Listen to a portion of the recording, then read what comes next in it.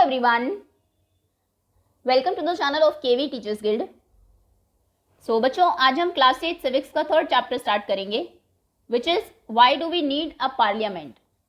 हमें पार्लियामेंट संसद की जरूरत क्यों है. We in India pride ourselves on being a democracy. हम लोगों को बहुत प्राउड फील होता है, बहुत गर्व हम महसूस करते हैं कि इंडिया एक डेमोक्रेटिक कंट्री है, हमारे देश में लोकतंत्र है. Here we will try and understand the relation between the ideas of participation in decision making and the need for all democratic governments to have the consent of their citizens. तो यहाँ इस chapter में हम ये समझने की कोशिश करेंगे कि डेमोक्रेसी में लोग कैसे डिसीजन मेकिंग में पार्टिसिपेट करते हैं और जहाँ पर भी लोकतंत्र है वहाँ की सरकारों को सिटीजन्स के कंसेंट की, उनके देश के नागरिकों की सहमति की ज़रूरत क्यों है. It is these elements that together make us a democracy. इन्हीं एलिमेंट्स की वजह से हम डेमोक्रेटिक बने हैं and this is best expressed in the institution of parliament. और ये बेस्ट एक्सप्रेस होता है पार्लियामेंट की फॉर्म में, क्योंकि यही वो जगह है जहाँ पर लोग अपने रिप्रेजेंटेटिव्स को भेजते हैं इलेक्शंस के थ्रू चूज करके, और वो फिर डिसीजन लेते हैं लोगों के बिहाफ पर. In this chapter we will try to see how the parliament enables citizen of India to participate in decision making and control the government. तो चैप्टर में हम देखेंगे कि कैसे पार्लियामेंट लोगों को इनेबल करती है कि वो डिसीजन मेकिंग में पार्टिसिपेट कर सके और गवर्नमेंट को कंट्रोल कर सके, thus making it the most important symbol of Indian democracy. इसलिए पार्लियामेंट इंडियन डेमोक्रेसी का सबसे इंपॉर्टेंट सिंबल है और ये की फीचर है हमारे कॉन्स्टिट्यूशन का. अभी क्वेश्चन है, why should people decide. Democracy में लोग डिसीजन मेकिंग में पार्टिसिपेट करते हैं, तो ये डिसीजन मेकिंग, ये फैसला लेने की पावर लोगों को देने की क्या ज़रूरत है. India as we know became independent on 15 अगस्त 1947. 15 अगस्त 1947 में हमारा देश आज़ाद हुआ. Preceding this was a long and difficult struggle in which many sections of society participated.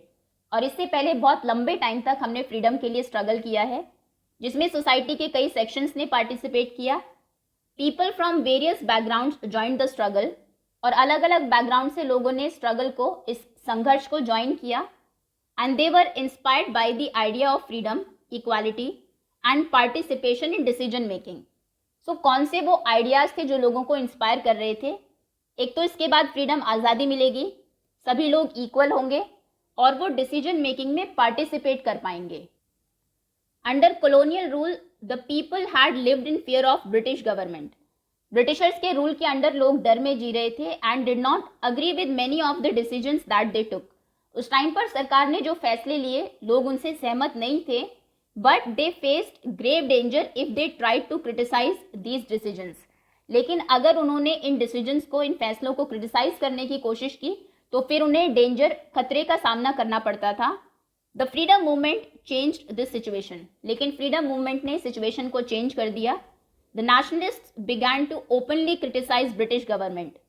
Nationalist, जो राष्ट्रवादी लोग थे, उन्होंने ओपनली ब्रिटिश गवर्नमेंट को क्रिटिसाइज करना शुरू किया एंड मेक डिमांड्स. और वो डिमांड्स, अपनी मांगे भी रखने लगे. एज फार बैक एज 1885 और 1885 में ही the Indian National Congress demanded that there be elected members in the legislature with a right to discuss the budget and ask questions. Indian National Congress ने 1885 में ये डिमांड की कि जो लेजिस्लेचर है, जहाँ पर डिसीजंस लिए जाते हैं, उसमें कुछ इलेक्टेड मेंबर्स को भी शामिल किया जाए और उनके पास ये अधिकार हो कि वो बजट को डिस्कस कर सके और क्वेश्चंस पूछ सके. The government of India act 1909 allowed for some elected representation. और GOI 1909 में ये कुछ लोगों को, कुछ इलेक्टेड रिप्रेजेंटेशन को अलाउ कर दिया गया. while these early legislatures under the British government were in response to the growing demands of the nationalists. और लेजिस्लेचर में जो रिप्रेजेंटेशन दिया गया ये नेशनलिस्ट्स की बढ़ती हुई डिमांड की वजह से था. They did not allow for all adults to vote nor could people participate in decision making. लेकिन उन्होंने सभी एडल्ट्स को वोटिंग का राइट नहीं दिया. उस टाइम पर जो कुछ इन्फ्लुएंशियल, पावरफुल लोग थे, सिर्फ वही वोट कर सकते थे और लोग पार्टिसिपेट भी नहीं कर सकते थे डिसीजन मेकिंग में. As you read in chapter 1, the experience of colonial rule as well as the participation of different people in the struggle for freedom. Colonial rule के अंडर जो हमारा एक्सपीरियंस रहा, प्लस अलग अलग लोगों ने कैसे फ्रीडम स्ट्रगल में पार्टिसिपेट किया left little doubt in the minds of nationalist. तो अभी नेशनलिस्ट के माइंड में लिटिल डाउट यानी कि उन्हें कोई शक ही नहीं था, उन्हें पूरा विश्वास था that all persons in independent India would be able to participate in making decisions. कि इंडिपेंडेंट इंडिया में जितने भी लोग होंगे उन सभी में इतनी एबिलिटी है कि वो डिसीजन मेकिंग में पार्टिसिपेट कर सके। With the coming of independence we were going to be citizens of a free country. जैसे ही देश आज़ाद होगा तो हम एक फ्री कंट्री के सिटीजन्स होंगे। This did not mean that the government could do what it felt like. अभी फ्री है तो इसका मतलब ये नहीं है कि सरकार जो चाहे वो करे, अपनी मनमानी करे। It mean that the government had to be sensitive to people's need and demands. Freedom का मतलब ये है कि सरकार को सेंसिटिव होना पड़ेगा लोगों की नीड्स, उनकी ज़रूरतों और उनकी मांगों के प्रति। The dream and aspirations of the freedom struggle were made concrete in the constitution of independent India.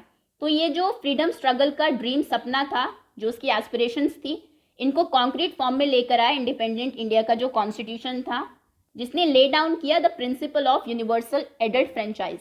इसका मतलब है कि जितने भी एडल्ट्स हैं देश के have the right to vote, उनके पास वोटिंग का राइट है। अभी यहाँ राइट में एक पिक्चर गिवन है। The above photo shows a voter reading instructions on how to use an electronic voting machine EVM. एक वोटर है जो कि इंस्ट्रक्शंस रीड कर रहे हैं कि ईवीएम को कैसे यूज करना है। ये देखिए, ये ईवीएम है, इलेक्ट्रॉनिक वोटिंग मशीन, जिसमें डिफरेंट कैंडिडेट्स के नेम और किस पार्टी से वो बिलोंग करते हैं उनके सिंबल होते हैं। अभी जिस भी पार्टी को आपको वोट करना है उसके सामने वाले बटन को हम प्रेस करेंगे। EVMs were used through out the country for the first time in the 2004 general elections. और इंडिया में ईवीएम को सबसे पहले 2004 के जनरल इलेक्शंस में यूज किया गया। The use of EVMs in 2004 saved around 1,50,000 trees. EVMs की वजह से 2004 में हम 1,50,000 trees को सेव कर पाए, which would have been cut to produce about 8,000 tons of paper for printing the ballot papers. EVM से पहले इलेक्शन बैलेट पेपर से होता था। बैलेट पेपर में ऐसे बहुत सारे पेपर्स को प्रोड्यूस किया जाता था जिनके ऊपर जो कैंडिडेट्स हैं उनके नाम और उनके पार्टी के सिंबल्स होते थे। जिस भी कैंडिडेट को आपको वोट करना है उसके सामने इस तरीके से आप स्टैंप लगाएंगे। तो अगर ईवीएम ना होती हमें 8,000 टन्स ऑफ बैलेट पेपर्स को प्रोड्यूस करना पड़ता, जिसकी वजह से 1,50,000 पेड़ों को काटना पड़ता।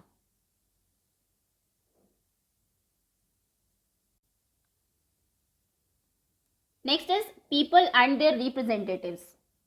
The take off point for a democracy. एक डेमोक्रेसी के लिए जो टेक ऑफ पॉइंट है, जहां से वो शुरू होती है, is the idea of consent. वो है लोगों की सहमति। दैट इज द डिजायर, लोगों की क्या इच्छा है, किस चीज को वो अप्रूव करते हैं और कैसे वो पार्टिसिपेट करते हैं। It is the decision of people that creates a democratic government. लोकतंत्र में जो सरकार है वो भी लोगों के फैसलों से ही बनती है और वही डिसाइड करते हैं कि उसकी फंक्शनिंग कैसी होगी। The basic idea in this kind of democracy, अभी जो इस टाइप की डेमोक्रेसी है इसका बेसिक आइडिया क्या है, दैट द इंडिविजुअल और the citizen is the most important person.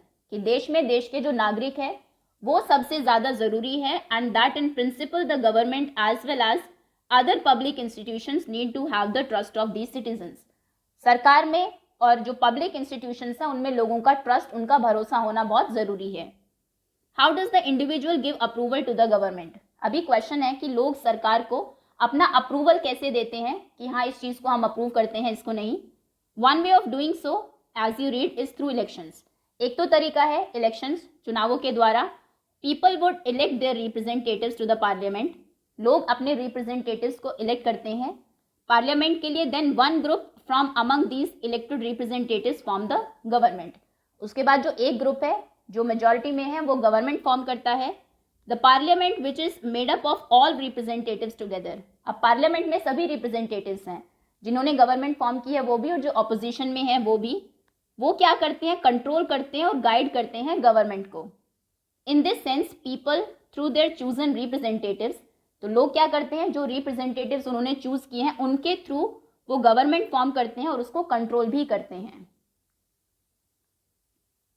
ये एक पिक्चर आपको दी है। This photo shows election staff using an elephant to carry polling material and EVMs. Election staff elephant को यूज कर रहे हैं जो पोलिंग मटेरियल और ईवीएम्स है उनको कैरी करने के लिए to polling stations located in difficult terrain. इनका जो पोलिंग स्टेशन है वो किसी ऐसी जगह पर होगा जहां पर पहुंचना बहुत मुश्किल है, तो हाथी को ले जाया जा रहा है। एक मूवी भी है न्यूटन राजकुमार राव की, जिसमें कि यही दिखाया गया है कि कई बार जो स्टाफ है उनको कितनी प्रॉब्लम फेस करनी पड़ती है, कितने ऑब्स्टिकल्स आते हैं फ्री एंड फेयर इलेक्शन कराने में। Okay, so that's all for now. Remaining जो टॉपिक्स हैं इस चैप्टर के वो हम पार्ट 2 में कवर करेंगे। होपफुली चैप्टर यहाँ तक आपको समझ में आ गया होगा। So thank you so much for watching.